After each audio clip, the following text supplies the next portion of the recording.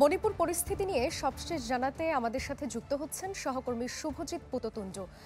শুভজিৎ, উত্তপ্ত মণিপুরে ছাত্রদের বিক্ষোভ পরবর্তীতে আরো বাড়ার শঙ্কা রয়েছে কিনা, আরেকটি বিষয় হচ্ছে প্রশাসন আসলে কি ভূমিকা পালন করছে?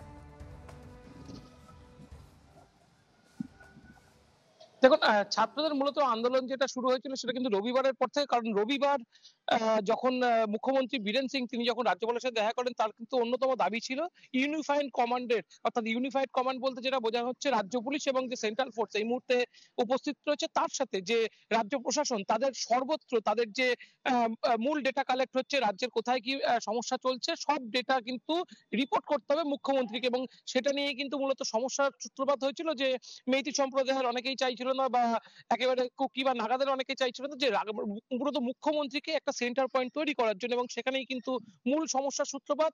যদিও কিছুক্ষণ আগে রাজ্যপালের যে দপ্তর সেখান থেকে কিন্তু ছাত্রদের নিশ্চিত করা হয়েছে যে ইউনিফাইড কমান্ড কোনোভাবেই মুখ্যমন্ত্রীর হাতে তুলে দেওয়া হবে না।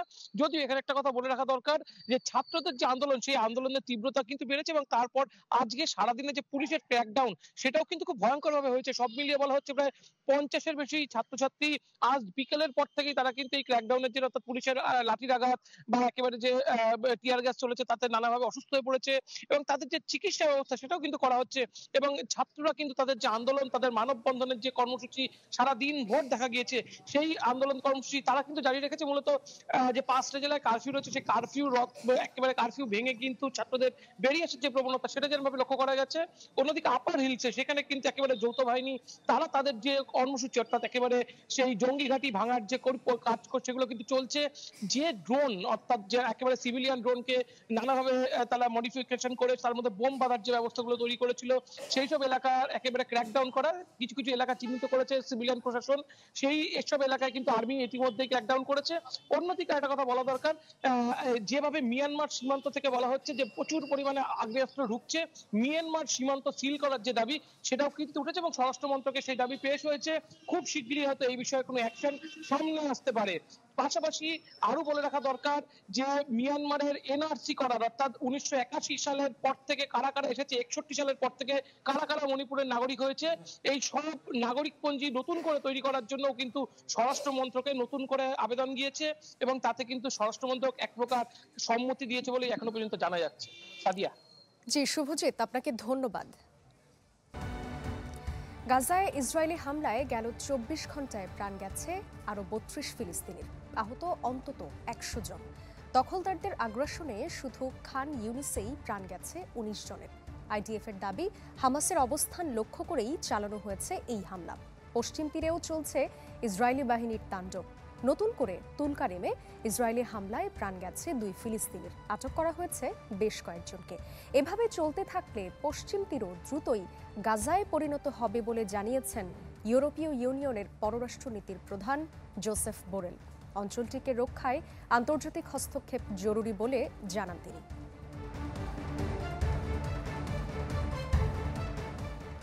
গাজায় ইসরায়েলি হামলার কারণে শিক্ষার অধিকার থেকে বঞ্চিত প্রায় 6,20,000 শিক্ষার্থী। শিক্ষা প্রতিষ্ঠানগুলো পরিণত হয়েছে ধ্বংসস্তূপে। যুদ্ধ পরিস্থিতিতে শিশুদের মানসিক বিকাশ এবং ভবিষ্যৎ নিয়ে উদ্বেগ জানিয়েছে জাতিসংঘ। 11 মাসেরও বেশি সময় ধরে অবরুদ্ধ গাজায় চলছে ইসরায়েলি আগ্রাসন। নির্বিচার হামলায় গুঁড়িয়ে দেয়া হয়েছে অসংখ্য শিক্ষা প্রতিষ্ঠান। অক্ষতগুলো ব্যবহার হচ্ছে বাস্তুচ্যুতদের আশ্রয় কেন্দ্র হিসেবে। পরিসংখ্যান বলছে গাজায় 85% স্কুল ভবন ক্ষতিগ্রস্ত বা ধ্বংস হয়েছে জায়নবাদীদের হামলায়। 564টির মধ্যে সম্পূর্ণ বা বড় রকমের সংস্কার প্রয়োজন 477টিতে। শ্রেণী কার্যক্রম চালু রাখতে উদ্যোগ নেওয়া হয় খোলা মাঠ ও তাঁবুতে ক্লাস নেয়ার। বোমা হামলায় যা গুটিয়ে ফেলতে বাধ্য হয়েছে স্থানীয় কর্তৃপক্ষ। জাতিসংঘের মানবিক বিষয়ক সমন্বয় অফিসের প্রতিবেদনে বলা হয়, গাজা উপত্যকায় শিক্ষার অধিকার থেকে বঞ্চিত 6 লাখেরও বেশি শিক্ষার্থী। তুলকারিম ও জেনিন সহ পশ্চিম তীরে পড়ালেখা শুরু করতেই পারেনি প্রায় 6,000 শিশু। একে তো নেই অবকাঠামো, তার উপর শঙ্কা আছে প্রাণহানির। তাতে নির্ধারিত সময়ে শুরু করা যায়নি স্কুলের নতুন সেমিস্টার। এই অবস্থায় পরিকল্পনা করা হচ্ছে অনলাইনে ক্লাস নেয়ার। সংবাদ সংস্থা ওয়াফা জানায়, শিক্ষা খাতকে হামলার টার্গেট না বানাতে তেল আবিবকে চাপ দিতে বিভিন্ন আন্তর্জাতিক সংস্থা ও সংগঠনকে আহ্বান জানিয়েছে ফিলিস্তিন কর্তৃপক্ষ। জাতিসংঘের সংস্থাগুলোর দাবি, ফিলিস্তিনি শিশুদের শিক্ষার পরিবেশ তৈরিতে সর্বোচ্চ চেষ্টা করছেন তারা। ইফশিতা জামান, চ্যানেল 24। প্রথমবারের মতো মুখোমুখি বিতর্কে অংশ নিতে যাচ্ছেন মার্কিন প্রেসিডেন্ট প্রার্থী ডোনাল্ড ট্রাম্প ও কমলা হ্যারিস। এবিসি নিউজ আয়োজিত এই বিতর্কটি বাংলাদেশ সময় বুধবার সকাল 7টায় শুরু হবে। বিভিন্ন জরিপে দেখা গেছে, ভোটের লড়াইয়ে উভয়ই আছেন হাড্ডাহাড্ডি অবস্থানে। মার্কিন নির্বাচনের আগে ভোটারদের কাছে বিশেষ গুরুত্ব বহন করে এই বিতর্ক। নিজেদের নীতিগত অবস্থান ও কর্মপরিকল্পনা তুলে ধরা হয় এই বাকযুদ্ধে। অতীত নির্বাচনের ইতিহাস বলছে, যুক্তিতর্কে এগিয়ে থাকা প্রার্থী বেশিরভাগ সময় জিতে যান ভোটের লড়াইয়ে। বরাবরের মতো এবারও প্রতিপক্ষকে ব্যক্তিগত আক্রমণে ঘায়েল করার চেষ্টা করবেন ট্রাম্প, বলছেন রাজনৈতিক বিশ্লেষকরা।